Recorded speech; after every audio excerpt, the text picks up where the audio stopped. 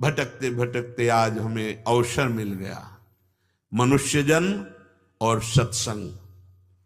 अब हमें अपना सुधार करना है, बाद में पछताने से कुछ नहीं होगा।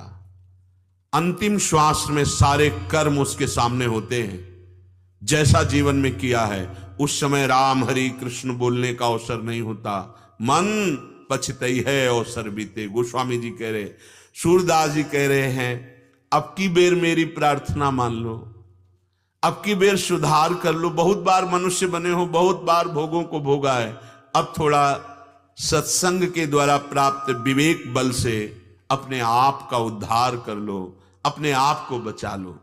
ये मनमानी आचरण करने वाले सोचते हैं कि मैं कुछ चंद रुपए देकर कहीं जाऊं, वो हमारे को कुछ ऐसा दे दे कि मैं सुखी हो जाऊं। भूल मत करना, किसी की ताकत नहीं है कि तुम करो पापाचरण और तुमको सुख पहुंचा दे।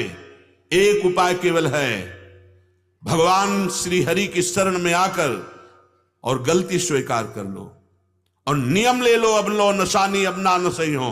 पक्का जो कुछ भी है जन्म जन्मांतरों का, सन्मुख होए जीव मुई जबहि जन्म कोटि अघनासों। एकमात्र भगवान श्री हरि में सामर्थ है, वो क्षमा कर देंगे। अहम त्वाम सर्व पापेभ्यो मोक्षयिष्यामि मा शुचा। ना किसी जंतुर में ताकत है, ना किसी भस्म में कि आपको ऐसे दे दे और आप करो पापाचरण और आप हो जाओ सुखी। कभी इस भूल में मत रहना। कह रहे हैं कि भगवान शंकर की ही उपासना वो कर रहा था, लेकिन चरित्रहीन था तो उन्होंने ही नष्ट किया उसको।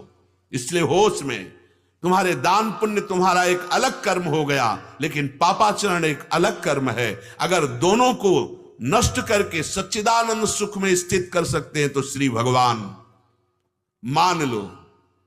हम तो भगवान को देखा नहीं तो कैसे माने? तूने अपने को देखा है? दर्पण में तेरा शरीर दिखाई देता, जो पोशाक है तेरी, वशांत से जीर्णान यथा विहाय, तो समझ में नहीं आ रहा। अगर संत जन समझाते हैं तो जो बुद्धि है उसको विपरीत दिशा में ले जा रहे हैं। भोगोगे, कोई सहयोगी नहीं मिलेगा इस सृष्टि में, कोई सहयोगी नहीं। जब कर्म का भोग आता है तो अकेले भोगना पड़ता है।